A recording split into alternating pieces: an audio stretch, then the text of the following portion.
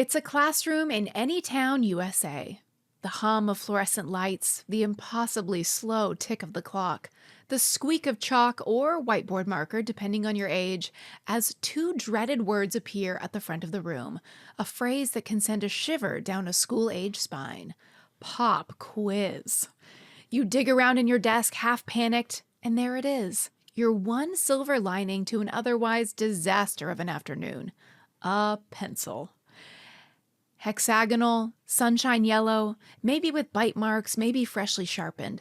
It's number 2 etched proudly near the eraser. And not just any pencil, but the one brand with the perfectly dark graphite, the effortless erasure, and the signature green ferrule. Before iPads, before Chromebooks, before even ballpoint pens, there was one tool every student could count on. And when the design is perfect, it hardly changes over 200 years. Here's a pop quiz for you, dear listener. One young man named Joseph Dixon, plus a busy port in Marblehead, Massachusetts. Subtract a stable job, add a restless mind, a stash of graphite, and a near-obsessive need to tinker. What do you get? And that's why this week's On Brand is on Dixon Ticonderoga. We're all jazzed up, really having a cow. And what's your favorite show? And it's on right now. It's on brand.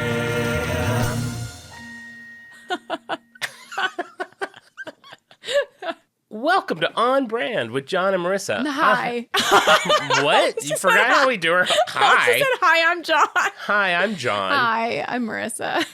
Wow, you've lost how we do everything. I saw you giggle and got excited. Well, I was like, okay, first I'm just going to throw it out there. I'm coming off of like 4 days of a cold, so my voice probably sounds more masculine than normal. This is like your phone voice Yeah. when we first heard you. Al always says he loves it when he catches me on my work call voice, because I'll be out on the porch and have to make a work call, and I'll be like, hey, yeah, this is all right, well, let's go over the papers then. Catching a friend in their work voice is a rare pleasure. You know, they say a mother really never knows their child. Why am I going to cry already? Until she sees them playing with their friends from a distance, like without them knowing. Oh, yes. And I was like, that is so true. It's why I'm always peeping on the playground. That's why this week's On Brand is on Binoculars. Still After got it. 117 episodes, we're in the mind melt. No, I'm glad that you did this brand, because I know there's people in the Discord that were barking for it. And I was like, girl, I ain't doing a pencil. People were barking for it. And it's funny because I mentioned it by name to David and Al. And I said, do these words mean anything to you? Dixon, Ticonderoga. These are words that, and this is how you know that this podcast is our destiny. We obviously have different things that are on our radar brand-wise that we just like felt very strongly about. Yeah. I've known the words Dixon Ticonderoga since I was knee-high to a grasshopper, okay? I have not. That is wild. David didn't know it. Al didn't know it. They were like, it sounds familiar. If you say it, I'll probably know it. I know something was written on the pencil. I'm like, Dixon Ticonderoga. Is nobody else like clocking their preferred brand of pencil? We all had pencil preferences, and we'll talk about this too. Ours just had to be a number 2. It had to be a number 2. Like, that was it. Yeah. Like, you had to have a number 2 pencil to do the Scantron. I don't know if you're too young or No, old. I looked at Scantron as a brand. Okay. The name of the brand has changed. It's now something else has been absorbed. I can't But yes, believe you needed a number 2. Was Scantron the one? We also had one. It was like the teacher would like run out to like, she's like, we're having a test. And she'd run out and come back with this pile of wet tests. They were like printed in purple. Like they would print them in like the nurse's office. I mean, probably, in the yeah. principal's office. Ditto faxes? Were they kind of like purpley? Yes, but they And were they like smelled damp. The smell. heavenly. Put that in a scratch and sniff. Put that in like a high scale cologne, ditto fax or whatever it's called. I'm sure people will tell us. Yes. But ours were always like so new that they were like damp. That actually, I was imagining more wet than I was thinking that they like were left on the grass and the sprinklers ran. But you're right. They had like a moisture to them that, yes, they were fresh and warm. You put them to your cheek on a cold morning. Oh, Well, I mean, I didn't do all that. I did. And I may be combining that. Maybe that didn't need a number 2 pencil. But anyway, yeah, I just had yellow number 2s. I do not remember being connected to a pencil brand. did you feel strongly about a type of pencil? Because there was a type of pencil, and this came up in the Discord too. I'll go into it in next week's off-brand. There were some novelty pencils, like the Yikes pencils, where the wood of the pencil was a different color. They were kind of like having some fun with it. There were pencils that were commonly like the kind you'd get with a fun chunky eraser, like in a goodie bag, that had almost plasticky wood, and the lead was like so kind of soft and almost like bendy and like very unpleasant to use. I felt very strongly about that. If I got one of those pencils, it's getting snapped, it's going in the trash. Listen, you're gonna make fun of me. One of my favorite pencils, Tree Branch. You would get it like the Nature Company. Yes. Like you only get them at a gift shop, I think. And now maybe you can probably get them. I conned my mom into getting me one of those. But you know what? Bad news. When that needs a sharpen. That is a tough sharpen. It's not fitting into a standard hole. Can I tell you, wait, am I supposed to make a joke there? Standard hole? No. We'll let that one go. Okay. For a while at my home for several years, I had a classic schoolroom drilled onto the wall pencil sharpener that had the dial that had like, it could fit like 9 different diameter pencils. Where'd you get that? Because I always wanted one of those. That was back in the day when you go to the thrift store, that's laying there for like 89 cents. And now like that's picked over. You'll find it at a secondhand store for $79.99. 100%. I would love, actually, you saying that, I'm considering getting one because I'm sure they make them. Pencil sharpeners are always like, the amount of energy I spend looking for shit in my home has me on the moon.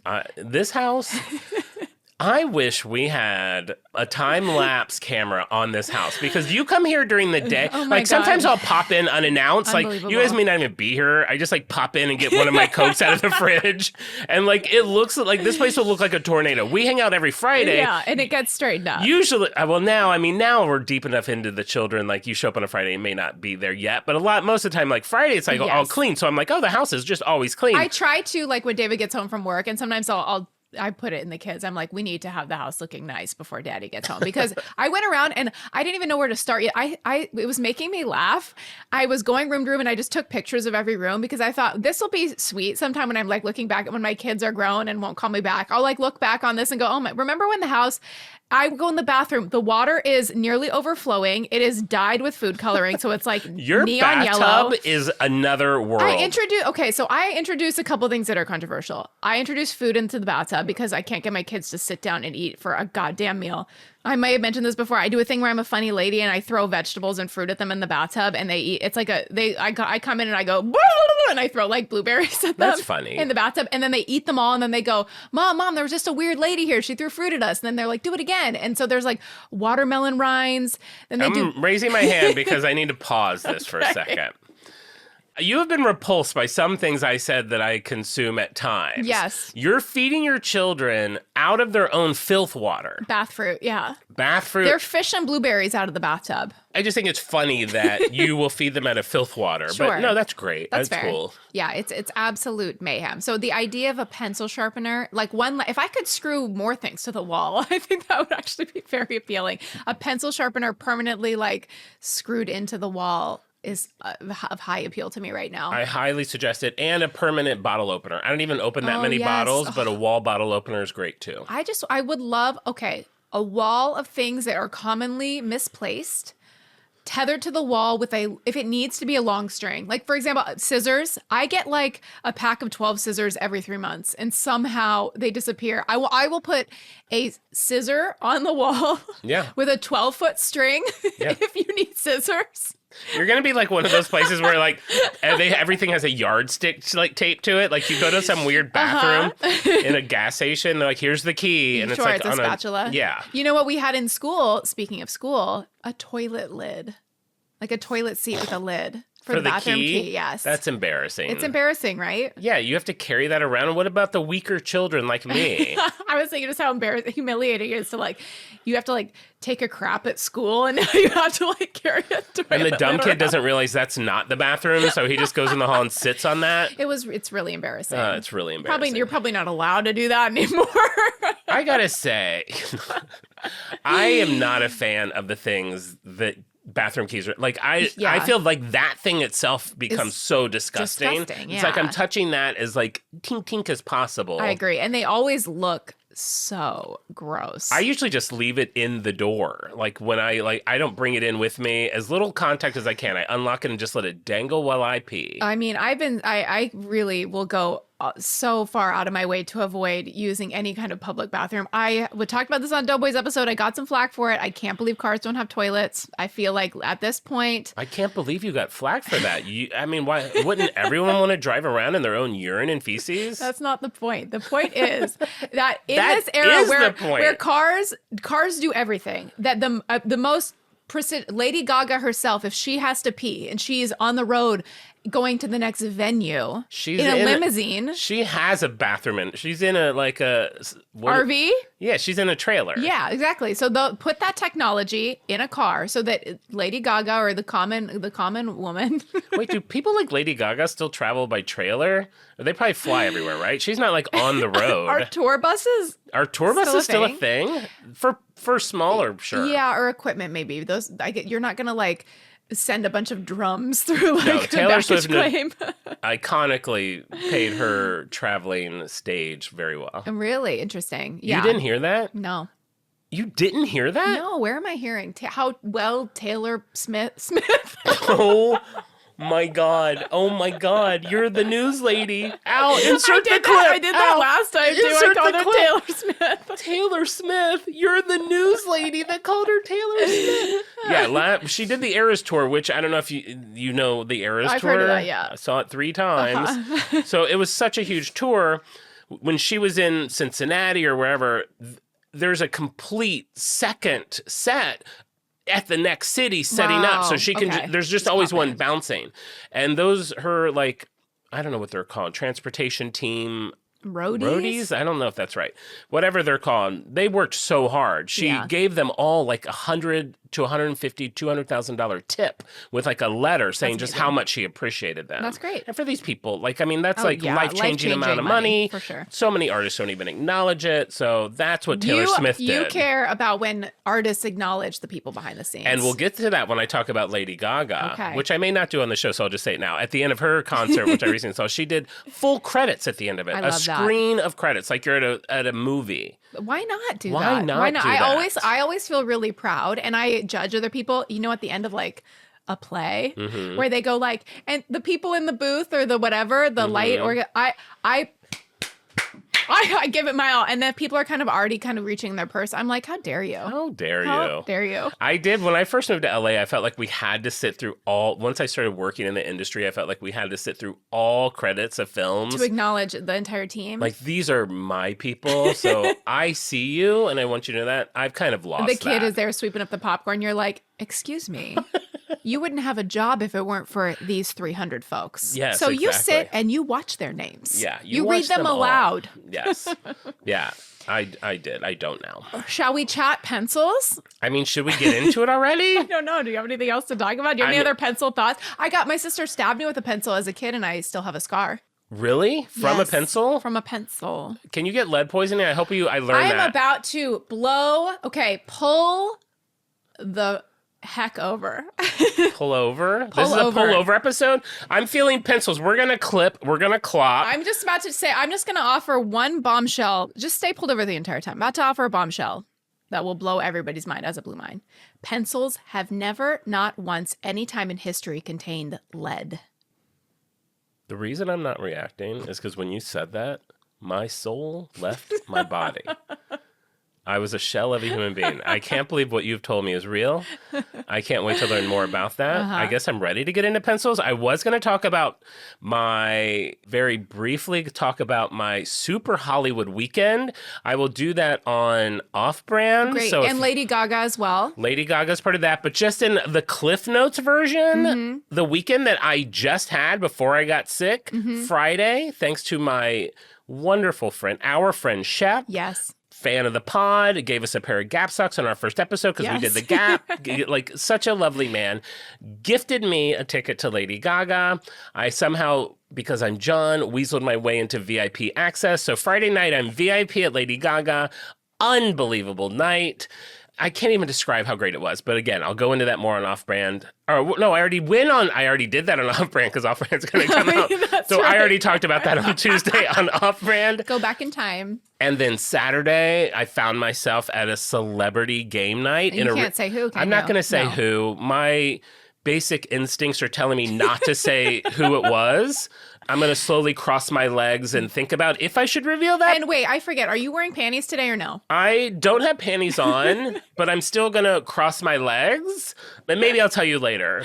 And then had a barbecue at your house on Sunday. It was like such a perfect Hollywood weekend. And then got sick for 3 days. If you leave a weekend like that without a cold, you're doing something wrong. I know. And I had to share it quickly on the pod because, come on, if not here, where? If not here, where? But now, after that glorious weekend, let's talk pencils.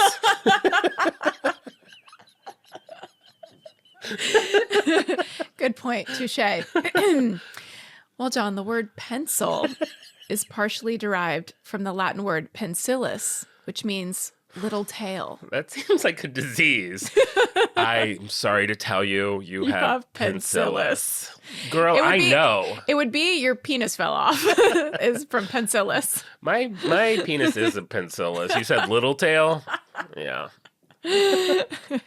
So pencils in some form as a writing utensil, sure, people have been scratching into things with something for a while, if you want to define pencil that loosely.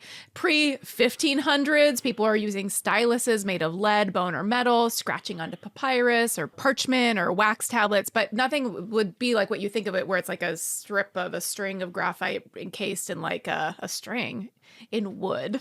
Yeah, that comes later. It seems like it would have been centuries of found object scratching another thing. Yes. I am curious when someone was like, I want to stick this thing into this thing, which doesn't seem possible, but it should happen. Well, like you're saying, when noticing that something could like make a mark on something else, that could be useful. 1564 in England, a massive pure graphite deposit was found. So locals noticed that it left a dark mark on paper without smudging as badly as charcoal. They originally used... They noticed that. They were like, I just noticed something. Can I mention this? Do you guys... You were friends, right? They noticed it. They initially used the big chunks of graphite wrapped in string or sheep's wool to keep their hands clean. And they would use it like, it wasn't filed to be like a writing utensil. It was like, they would mark sheep with it or use it. So they just have like a boulder in a sweater and they're just Yeah. rubbing it around on things. Yeah, so that tells you why nothing really happened for another 50 years. 50 seems short back then. Sure, yeah. In the 1600s, we start to shape the stick. So 50 years carrying around a hunk wrapped in a sweater. 50 years later, we start to shape the stick. Craftsmen in England began sawing graphite into sticks, encasing them in wood, which is usually cedar, which is still the wood that is most commonly used in pencils today, fine quality pencils. I Love a cedar box. Oh. Ever since, I mean, that was also a souvenir favorite. You go to Hilton Head Island, Sure. you get a little cedar trinket box. How little are we talking? Like itty bitty for like little baubles? Like a slice of a shoebox. A slice of a shoe, a third of a shoebox? Like a third of a shoebox, Yeah. flatter than a shoebox. For all your labubus. Got No, little too small for a labubu. Too small and more for like a little sand dollars or shells that you find on the beach. I told you this, but that my daughter, she had heard about labubus somewhere like in the culture. Not on the pod. Not on the pod. Wow. Somewhere in culture, it had crossed her path, which is interesting because we do keep her quite sheltered. But she was telling me a list of things she wants, like pens and journals and things like that. And she goes, "Oh, and I also want an oogala boogala." And I go, "A what?" And she goes, "An oogala boogala. I think that's what they're called. I don't know. They're really hard to find." And I was like, in my head, I'm like, "Oh, you mean labubu?" But I love oogala boogala being a name for a knockoff labubu. That's a good name. Labubus are out, by the way, right? Are they done? Is it already over? Ask Stephanie and Tiffany. I don't know. Okay. They're the ones with the finger on the pulse. I feel like now there's just like a laundry bucket full of them at Goodwill, like one of those big wheeled in things. I don't think they're that far off yet. I Yeah. definitely get a lot less TikToks about them. Fads really fade fast these days. Fads fade so fast, and pencils take a long time to invent. I love that. That fast fading fad, though, say that 5 times fast. I wouldn't even dare. That fast fading fad, though, took 10 years to get to that boiling point. Exactly. And then That's it's true. like, psh, It's just over. It's just over. Half of our people have pulled over and looking at their Labubu like, they're like, they told me to get one. We explicitly told you not to get one. We don't even on the have record. one. So the earliest version of pencils, they were difficult to make, so they were expensive. They were hard to come by Well, yeah, I would think they'd be hard to come by. because they were handmade. And England guarded its graphite mines very closely, so they had a monopoly on graphite. So they were quite expensive and not really being traded.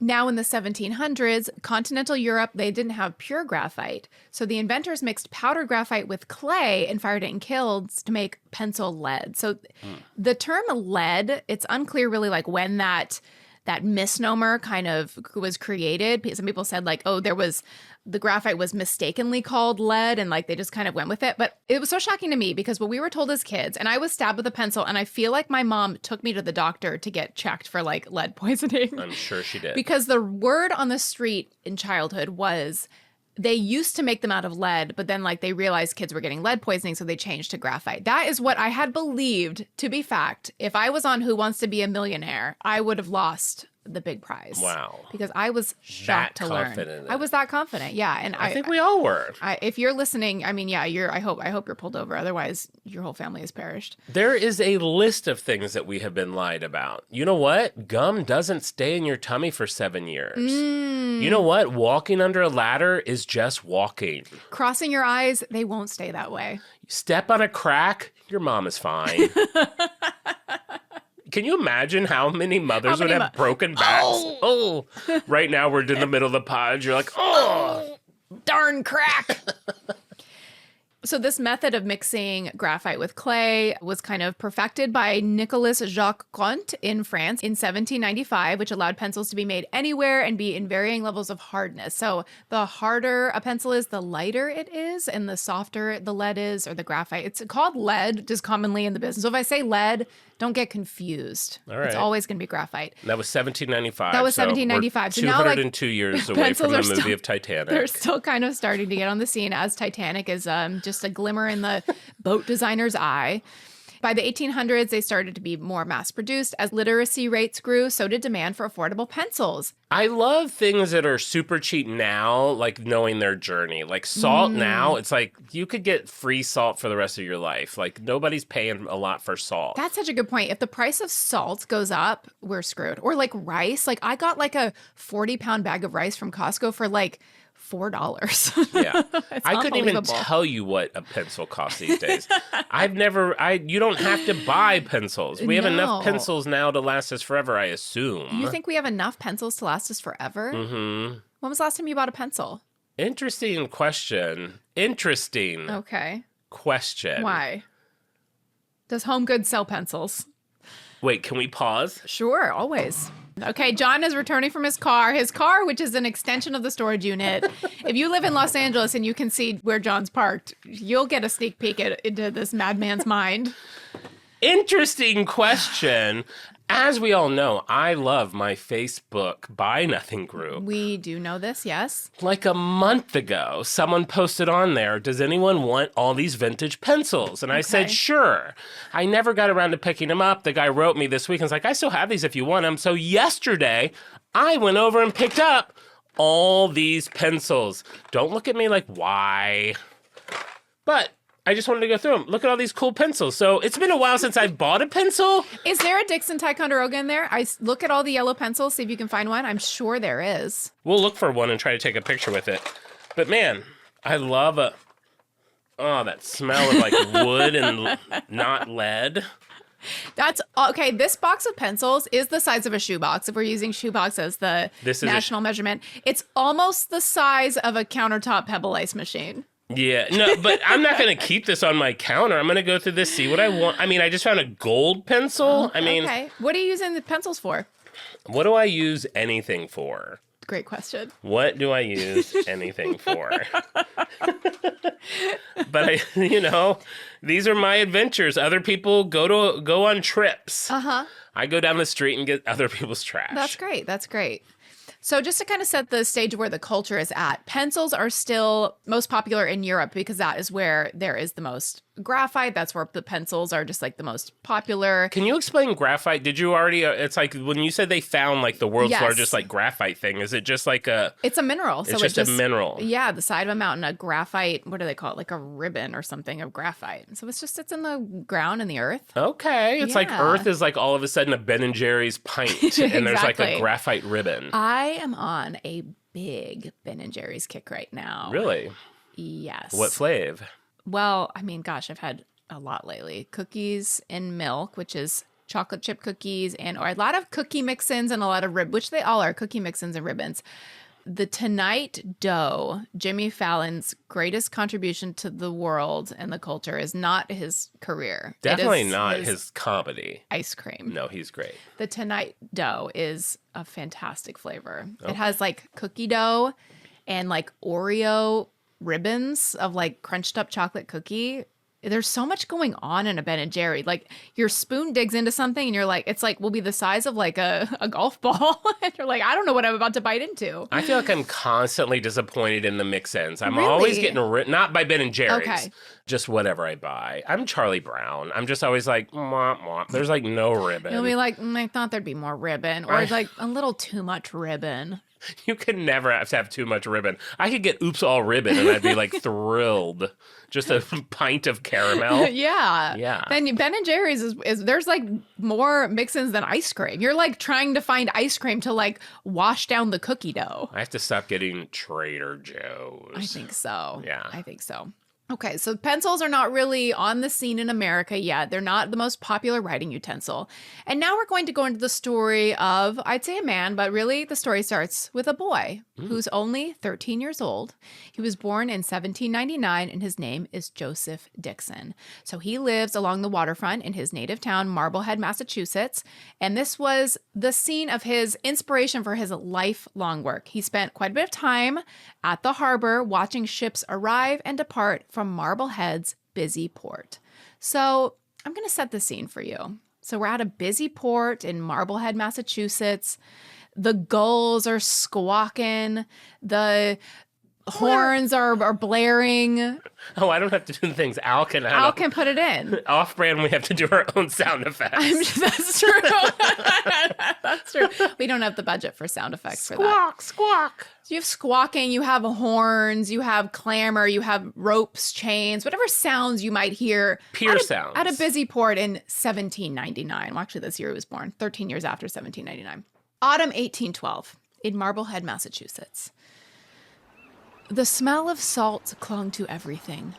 The wind was sharp, tugging at the wool coat of 13-year-old Joseph Dixon as he stood barefoot on the edge of the harbor dock, watching the slow return of his father's ship, the Hannah Gray. He had watched dozens of ships come in like this, sails sagging after weeks at sea, barnacles clinging to the hulls like ghosts. But today felt different. Okay, so for this to make sense, you have to know that a ballast is weight added to a ship to prevent it from tipping. Of course. Okay, you knew that? No. Okay, well, now you know. And typically they would be used with like stones to prevent the boat from tipping over. That's good to know. Ballast stones again, he muttered to himself. The crew shouted and hoisted as they began offloading crates of tea and silk from the Orient. But what caught Joseph's eye were the dock hands at the bottom of the hull, shoveling out great heaps of what looked like dull gray rocks. Dust clung to their arms and floated into the morning air. It wasn't stone. No, not this time. It was too fine. It almost shimmered. He crept closer. "Keep back, Joe!" one of the crew called. "That stuff's not worth a rat's tail." This stuff's not worth a rat's tail. Just ballast graphite. Graphite? He'd heard the term, but never really seen it. He watched as the men dumped the piles off the dock, letting them fall uselessly to the tide like yesterday's trash. So much waste, he thought. He crouched down near a chunk the size of a potato and picked it up, rubbing it between his fingers. It left a dark, streaky mark against his palm. Instinctively, he reached into his coat and pulled out a crumpled pamphlet he'd been using for notes. On the back, with a piece of the graphite, he drew a quick sketch of the dock itself, the hull of the ship, the piles of black powder, the silhouettes of the men. The marks were bold, smoother than charcoal, sharper, and it didn't smudge like ink. he murmured. I wonder. Behind him, his father barked orders, but Joseph's mind was far from the harbor now. He was imagining something more permanent than ink and quill, something portable, durable, something better. What if this dust could be shaped? What if it could be held in a hand, steadied by wood, sharpened to a point? He pressed harder with the lump and left a bold streak across the paper. A voice behind him startled him. "Joe!" his father snapped. "That mess'll stain your hands for a week. Go wash up!" But Joseph didn't move. He was staring down at the page. And in that moment, with the breeze tugging at his coat and the tang of salt on his tongue, he could see it. Not just a sketch, but a future. The graphite wasn't waste. It was a tool. Perhaps a new kind of writing instrument. A pencil. He didn't have the words yet, of course, but the vision was planted, firm and fixed like the keel of a ship cutting through water.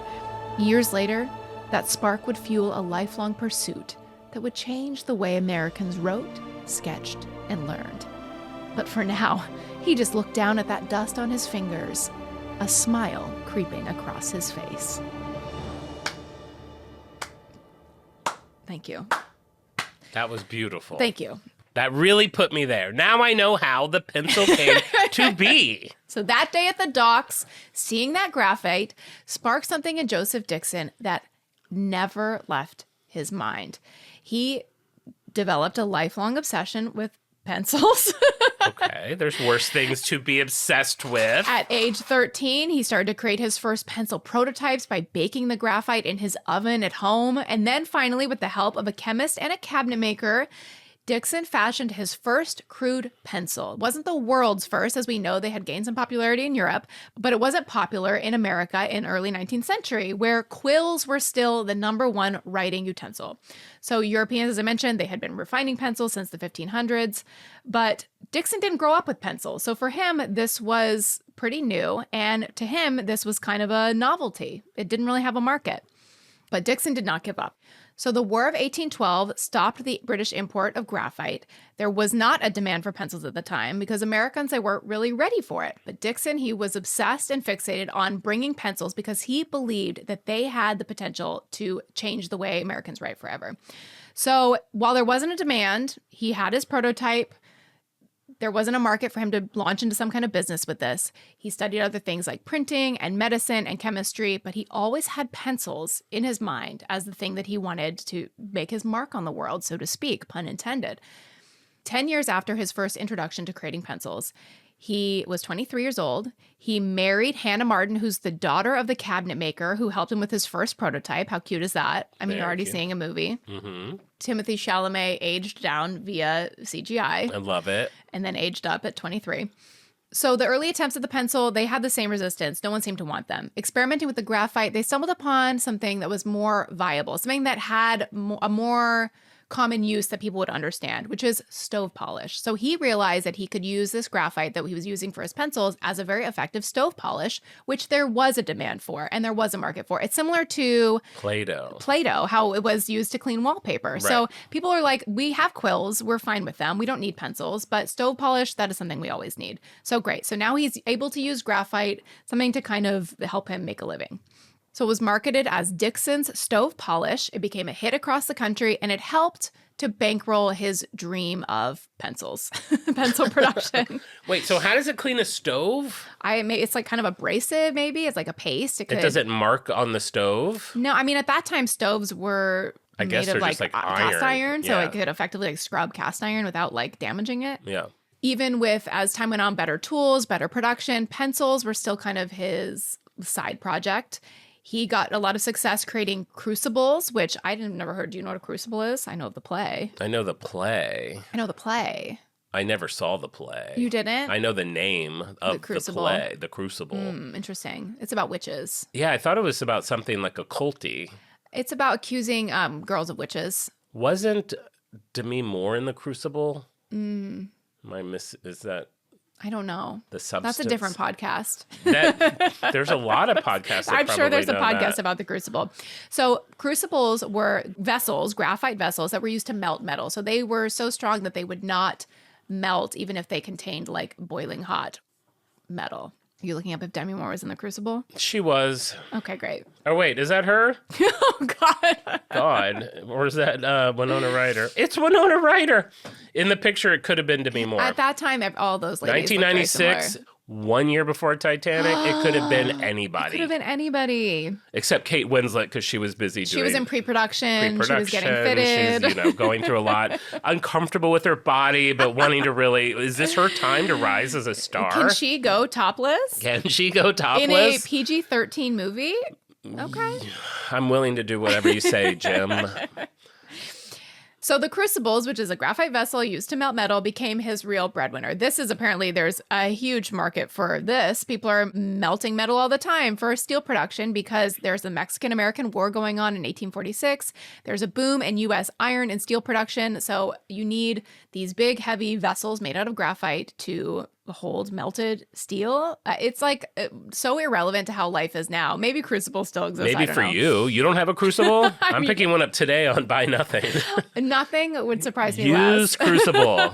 Can you just drop that off at the unit, please? Gently used crucible.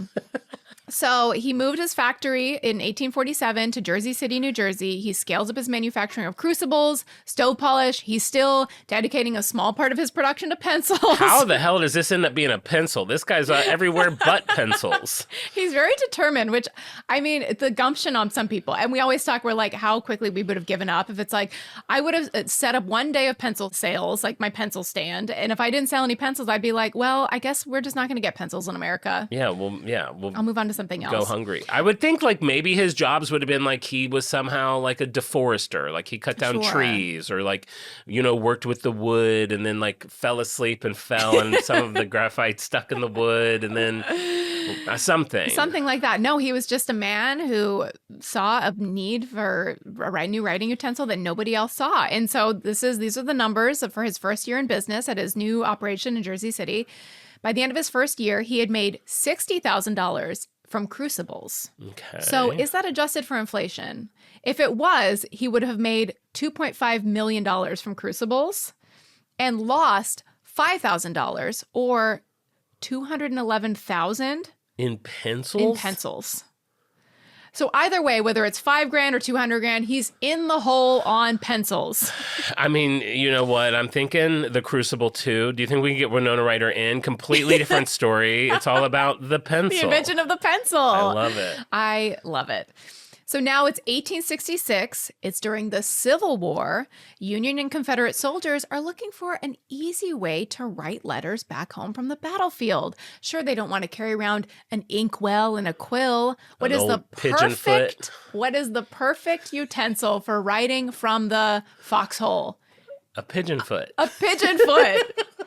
You dip a pigeon's I'm really trying to toe. make a pigeon foot happen. You cut off a pigeon's leg. Oh, my God. And then is that too dark? Were there a lot of pigeons? Pigeon Ford. Okay, no, I'm following you. You cut off a pigeon's foot. Mm-hmm. You dip a toe in blood. Yeah. No, you don't dip. Yeah, it's already, we don't have to. Oh, you use the blood of the pigeon. A little pigeon leg would make a perfect, that seems like a precursor to a pencil. It might be somebody's story, but it's not Joseph Dixon's. Fair enough. The perfect utensil for writing letters home from the foxhole is, of course, a pencil. Yes. So by 1866, he had invented a wood planing machine that could churn out 132 pencils per minute. Wow. Went from not needing pencils at all to able to make unlimited pencils. Unlimited pencils. He was able to meet the rising demand for his 4-inch long cedar pencils. I love a little tiny pencil, like a golf pencil. I bet David's happy about that. That means they could make all of these pencils in a minute. I mean, probably 30 seconds. This is 1 minute of pencils. Ooh, that's like a game that we would do in school. How many pencils do you think are in that? And if you get it right, you win a $5 gift certificate to TCBY. That's pretty solid. I don't know, man, but I wish you could smell this box of pencils, the warm wood. Hey, hold it up and then we'll let our listeners guess how many pencils are in that. So if you're watching this on YouTube, or you can go to our Instagram and see a picture of this. So it's about a shoebox size lucite acrylic box. It's filled with an array of pencils of varying shapes and sizes. There's a few pens in here too. The winner who can guess how many pencils are in this box, we'll send a prize to. You will? Yeah, we will. Okay, I'll commit to that. There you go. That's a fun game. Classic game. Very back to school game. Yeah. So he has this now rising demand. Finally, the public knows the value of a pencil. 3 years later, just as the pencil segment of the Joseph Dixon Crucible Company. So this is like 1939 or This is 1839? 1866. Oh, we're in 1866. Sorry. So 1869, 3 years later. So it's still called the Joseph Dixon Crucible Company because that was their flagship product. Now the pencils are starting to perform on the same level. Dixon dies What? 57 years after his work with pencils had begun. Isn't that so sad? Just when it's getting started? Do you think the stress of the pencils killed him? It's a widowmaker. That's what they say about the pencil industry. It's a widowmaker. It's a widowmaker. That's sad. It is. So in addition to his accomplishments with stove polish and graphite crucibles, he'd also designed a camera with a mirror, which was the precursor to the modern photographic viewfinder. He had patented a double crank steam engine. He had also invented a new method for tunneling underwater, developed a photolithography process used in printing banknotes that was designed to stop counterfeiters, and attracted the prestigious company of fellow American inventors like Samuel Morse and Alexander Graham Bell. So he had all of these achievements, all these accomplishments, all these innovations. He's running in circles with Alexander Graham Bell of the telephone and Samuel Morse of the code. In his mind, his lifelong achievement was bringing pencils into the mainstream. Well, all I'll say of the telephone, the code, or the pencil, what do I have here with me? Good point. The pencil and the phone, actually. Oh, well, yeah, but would you go across town to pick up a Free box iPhone? Yeah. of Morse code Morse machines? code, Maybe not as much. Maybe not. So he's not at the helm of the company anymore, but as we know, the company marches on. In 1873, the company had purchased the American Graphite Company in Ticonderoga, New York. Now that makes sense. Right, a town named... You know what sucks about this brand? What? How hard this Insta egg is going to be. Oh, this is going to be really Dixon tough. What is it? Well, Ticonderoga is a city in New York, so maybe you could use I that. could just use a map. A map on something like that. It's named after the Mohawk word meaning between two waters, which is Lake George and Lake Champlain. Maybe you could use that in your Insta egg. Okay.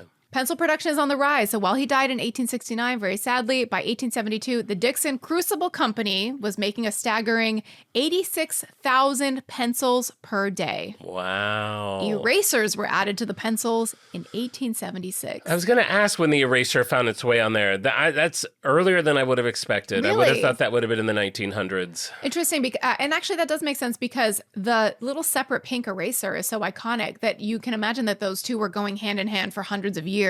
I wouldn't even have pictured it being that. I picture in the 1800s, I would imagine you'd buy like a little tin of like rubbery goo and you pull a little piece out and that will erase. And you like ball it up and roll it on there. Yeah. Yeah, maybe. Yeah. Well, it's shocking. It's kind of one of those things like how lighters were invented before matches. I still don't understand that. Right? Isn't that crazy? The Zippo was invented before the match.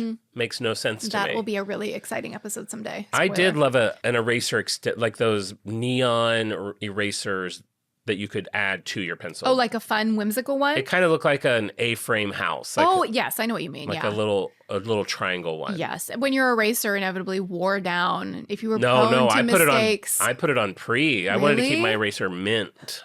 That is so you.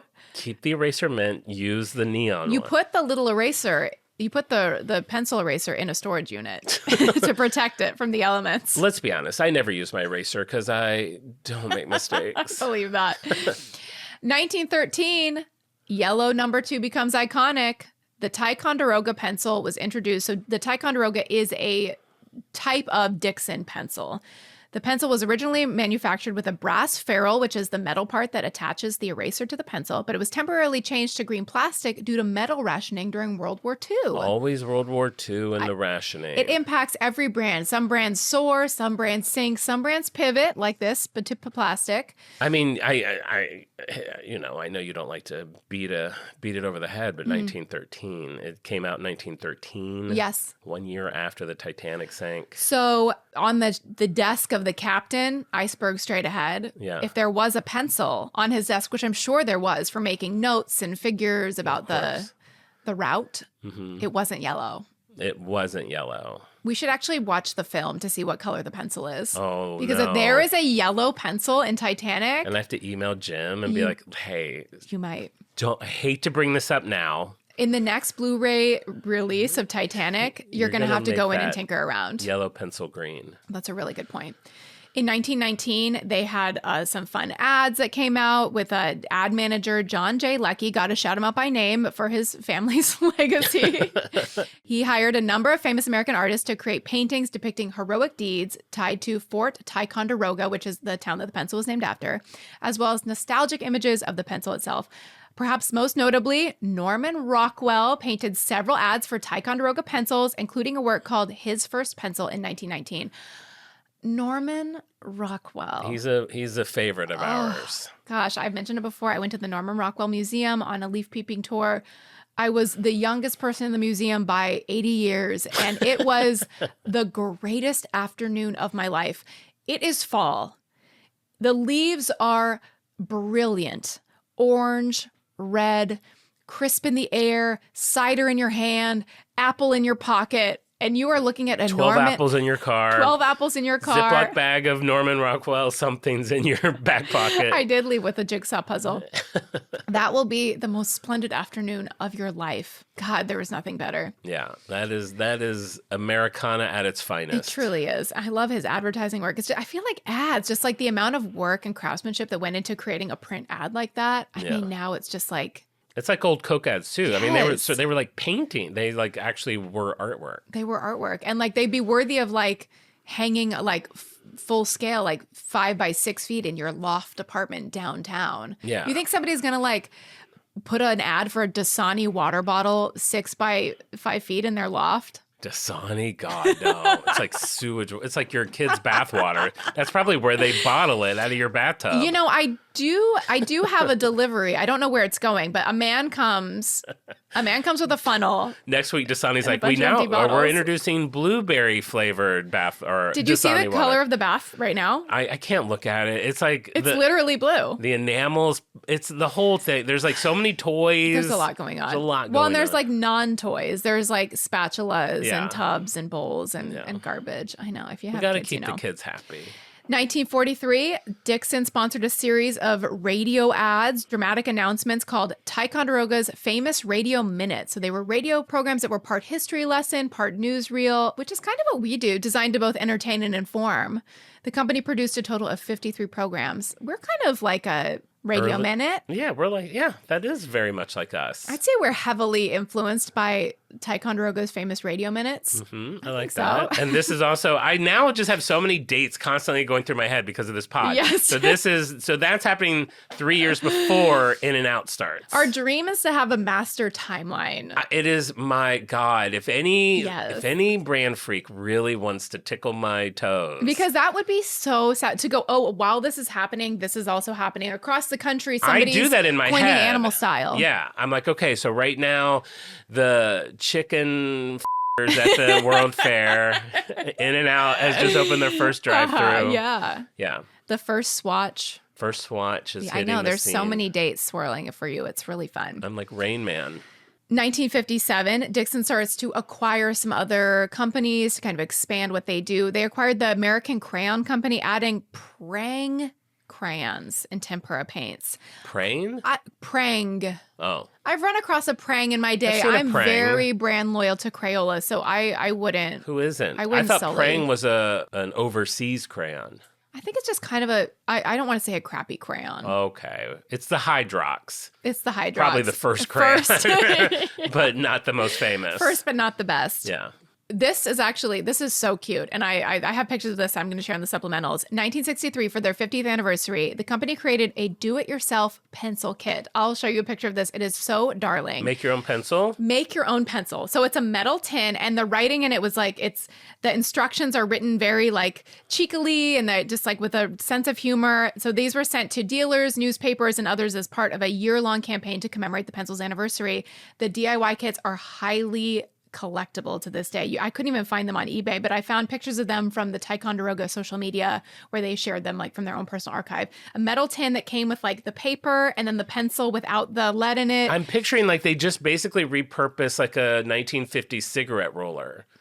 It didn't come with like a roller, but it had like the paper, and it said like you put glue or rubber cement on it, and you put the little metal on and the eraser. That's cute. And then it came with a ready-made one, and they said like, while you're waiting for yours to dry, here's a fresh from the factory, already made pencil. It just looks really cute because it's in like a little metal tin. I would love with it. With the slots for everything to fit perfectly. So darling. That's the kind of thing you find at an estate sale. And Oh you're my like, God. Oh my, it's been sitting in a drawer for 75 years. Sure, because somebody's grandma worked as a PR lady for whatever, the Chicago Tribune, and she was writing a story about pencils. Their grandma was Sarah Joseph Hale.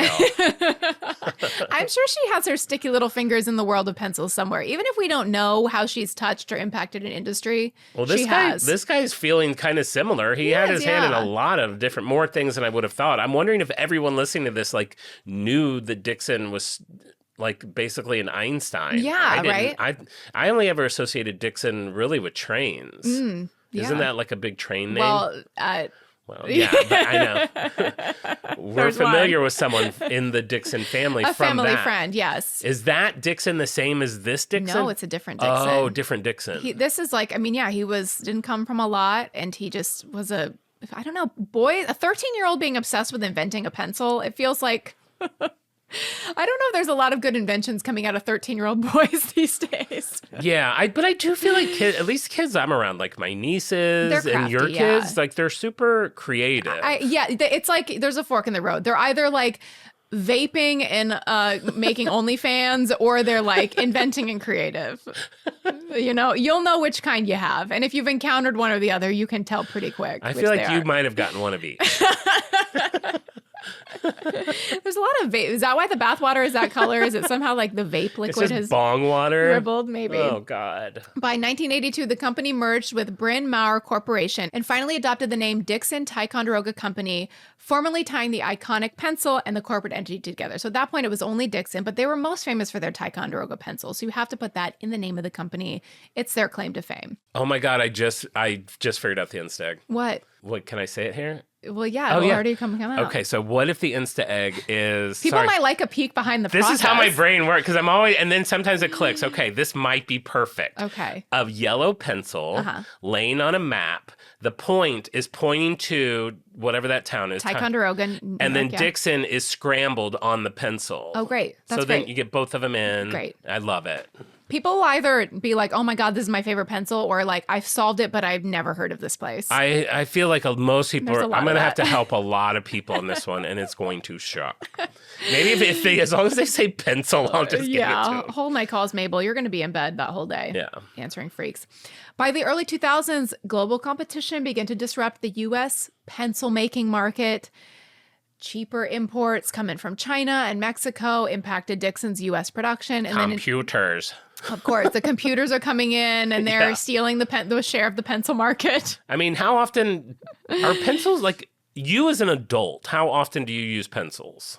How often do I use a pencil? Well, every time I'm on the back nine golfing. Okay, of course. When I play miniature golf. If I'm in IKEA and I need to write down my choices for the warehouse. How many mini IKEA pencils do you steal? Have I stolen? At least a few. I steal 3 every time I go. Yeah. Yeah, I don't use pencils that often. I don't use pencils that often, says a man sitting next to, I'm going to throw my guess in the ring, 80 pencils.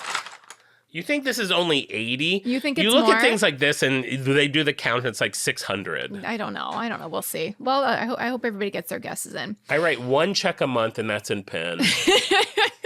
So what are you doing with these pencils? You're just saying you never... In 2002 and 2005, U.S. factories closed in Ohio and Missouri, shifting manufacturing abroad. Though a small facility in Georgia remains to maintain domestic status. So they're kind of doing a little workaround to say that they're U.S. made. Not even for good reasons. Not like so that there's always like a homegrown No, so like for tax evasion. 9 pencils are made every year in America. And then the rest of them are... And people will say, I mean... Of course, they're going to say the quality, American-made ones are the good ones. Absolutely. Everybody always says the pencils from your childhood are no more. These pencils made overseas, they are, shoddy. They're looking for the ones that have a little dot under the D, or there's always some code so you know which one you got. Sure. And then in 2005, Dixon Ticonderoga was acquired by FILA, which is Fabrica Italiana Lapis ed Affini. Your friend who lives in Italy Marcia. might know of this. They're in Milan, joining other brands like Canson, Lyra, Pacon as part of a global art supplies group. So now they kind of got folded into this other overseas art supplies conglomerate. I actually have heard of Canton. You have? Yeah. I've never heard of it. More than Dixon. Interesting. I haven't. To tell you a little bit about the U.S. pencil market size, you're asking, do people still use pencils? Here we are, 2025. Tell me what is going on in the pencil world today. Now, this does include IKEA. This does include golfers. Okay, so IKEA, if you're not familiar with what we're talking about at IKEA, there's probably 50 stations in your average IKEA that has a little dispenser that has 200 tiny IKEA pencils in it. Which, by the way, I'm stewing on IKEA because I tried to do their click and collect. Their curbside pickup is normally pretty good. You have to wait maybe like 15 minutes. I mean, compared to if you don't have the time to go through IKEA, which you have to like psych yourself up. You have to like have like Gatorade with you. You have to be well rested. It's not for the faint of heart. I never go through an IKEA unless I'm with someone that makes me go through it. But sometimes you need to get something from the other places. You can get anything down in the self-serve, I think. No. Little things you can't. Yeah. Little things you can't. That's only for the big stuff. Anyway. Oh, maybe not the dolls. You can you can't get your dolls. I couldn't, my octopus pillow. Exactly. You have to go into the children's department did. to get your octopus pillow. I went to do the click and collect, which is very convenient. You order online, you say curbside, whatever, you park in the spot, you tell them what space you're in. And normally it's like 5 minutes. And they said I would have to wait 30 to 45 minutes because they were understaffed. I'm like, I'm not going to sit in my car and wait 45 minutes because I'm too lazy to walk into a store. You think a lazy person is going to do that? So I had to go and I didn't have time. I was with the kids. I just turned around and left. I had a pointless drive to IKEA. Oh, So sad. you didn't go in? No, I did. I had my order to pick up. I have to go get it today. It's You very couldn't sad. go in and say, hey, I'm supposed to be pick up, but can I just grab it? No, it would have been 45 minutes. Oh. I know. I'm stewing on them a little bit.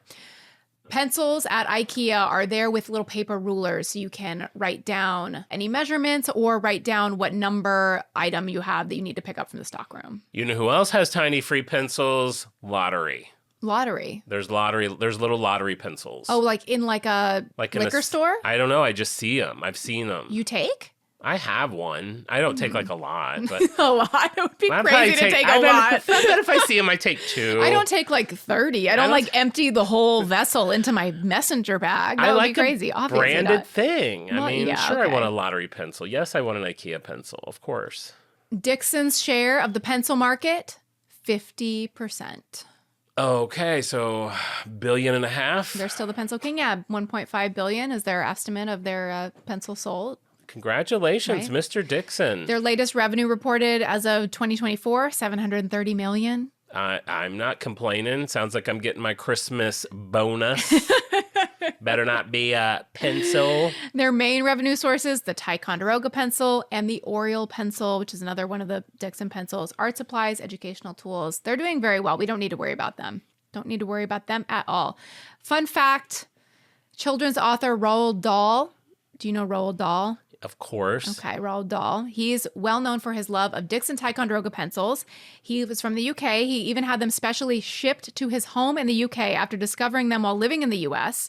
According to one source, Dahl believed that he suffered from writer's block without a Dixon Ticonderoga pencil in hand. Wow. He reportedly sharpened 6 pencils every morning before starting to write and estimated that he had been writing for about 2 hours when all 6 needed sharpening again.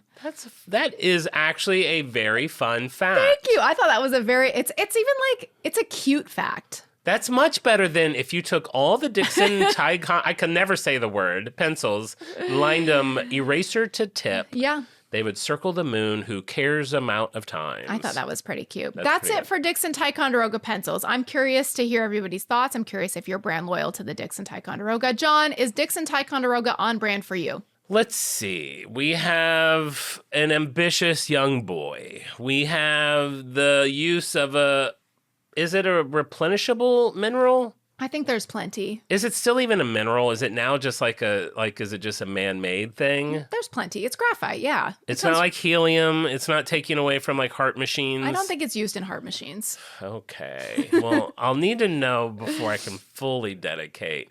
But sure, I'm going to say, is it a hard on brand for me? No. But it's on brand for me. I think it's Okay, great. cool. I like them. I mean, sure. It's like, what's there not to like? No.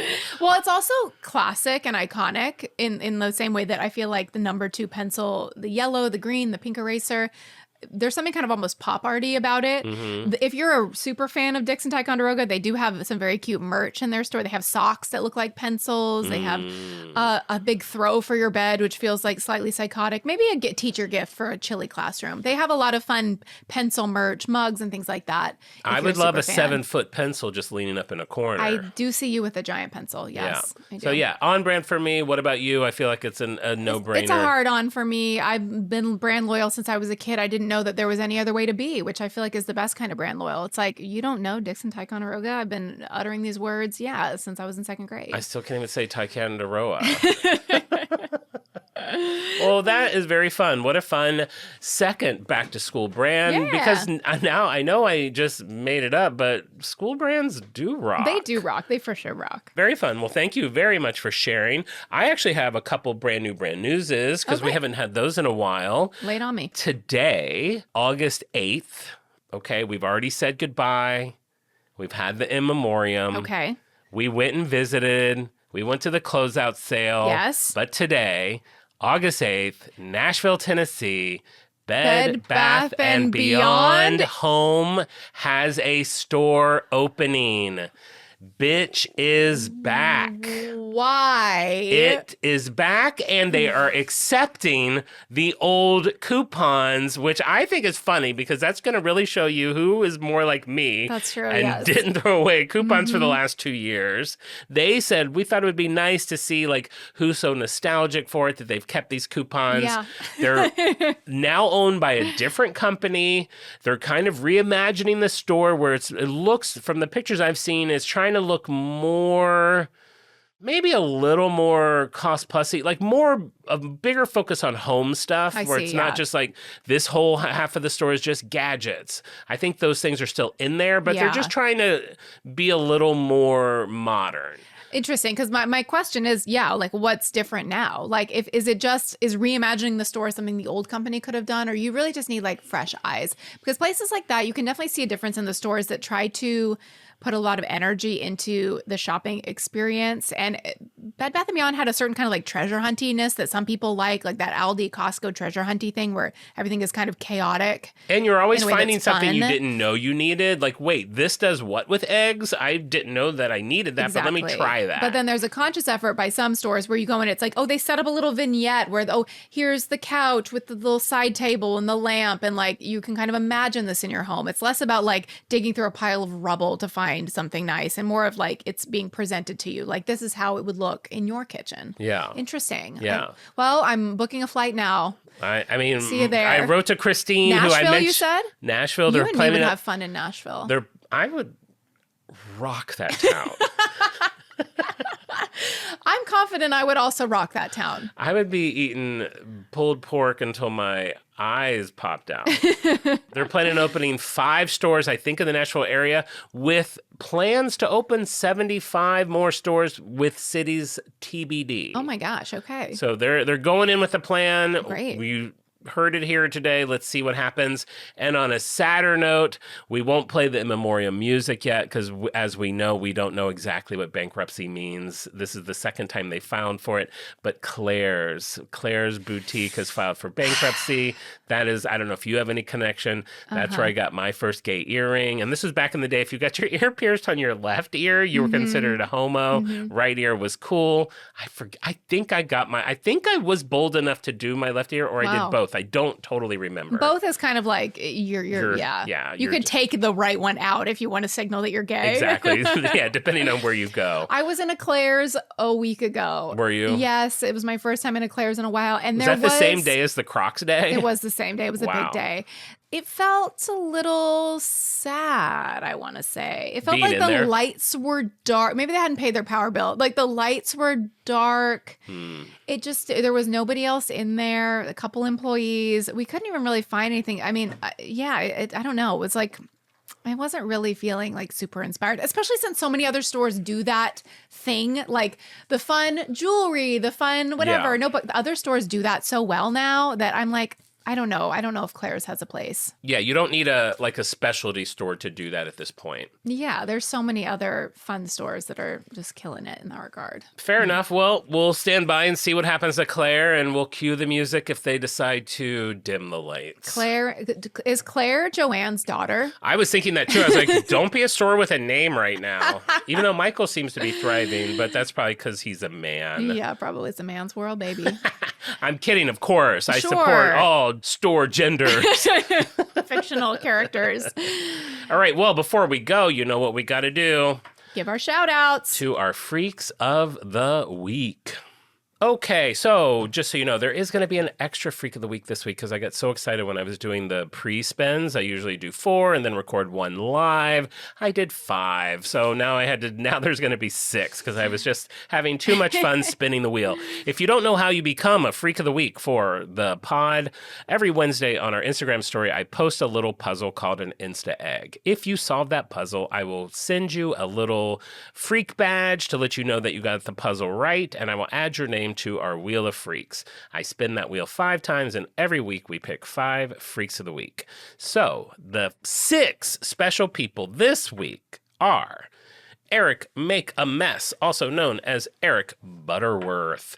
We have Jennifer Branch, which is one of my favorite last names. That's a name that I would always use in improv. If we were doing a soap opera scene, like I would have my first name be Branch, which I thought was such a good soap opera name. Really good first name. Trina Rittenhouse, Sandy with an I think it's Sandy Munson, Dallas Witt, and Bean Pit. So congratulations. Thank you guys for playing the Instag. I have a lot of fun making those. And you got to hear today me think of one on the fly. So thank you for solving those. And check out our Instagram feed if you don't, because every week we post a bunch of supplemental materials for every episode that we do. So we'll get to see maybe pictures of Dixon when he was a young lad holding a big cauldron or crucible or whatever he's doing. We'll find out. We'll determine if he's hot or not and all those fun things. So definitely check that out. And if you want to see us, check out our YouTube. We now post all of our episodes full length on YouTube. So you can see what my sweaty body looks like and what Marisa looks like when she's shopping for a thong. Absolutely heaven. And while we're giving shout outs, I'd like to shout out some lovely listeners who left us 5-star reviews on Apple Podcasts. First, we have Doughhead Man, who says, "This is the funniest podcast, entertaining, but yet extremely educational. Listening to On Brand for a few months is equivalent to getting a master's degree." Is that true? I think that it actually does count. If you go to a school and you're like, hey, I didn't go to school, but I listened to 2 months of On Brand. You can go straight to PhD. You can skip master's, bachelor's to PhD. You're in your doctor's office about to have surgery. You look over to see their certificate from the school, and it's just a picture of our logo. It's like, interesting. And then you go, I'm in good hands. I'm in good hands. Thank you so much for that lovely review. If you haven't left us a review on Apple Podcasts, please do that. It helps boost the show. It boosts our spirits. It boosts everything. And you can go to Apple Podcasts to do that. Check out our Instagram at OnBrandThePod, TikTok at OnBrandThePodcast, YouTube On Brand with Jon and Marisa. It's somewhere. Search, you'll find it. If it's me and Jon, you're in the right place, You're in baby. the right place. If you see some sweaty vampire tits, found us. All right, that's it. We'll be back next week with an all-new episode. And remember, we may go off topic, but we will always be on brand. Bye. Bye. On brand.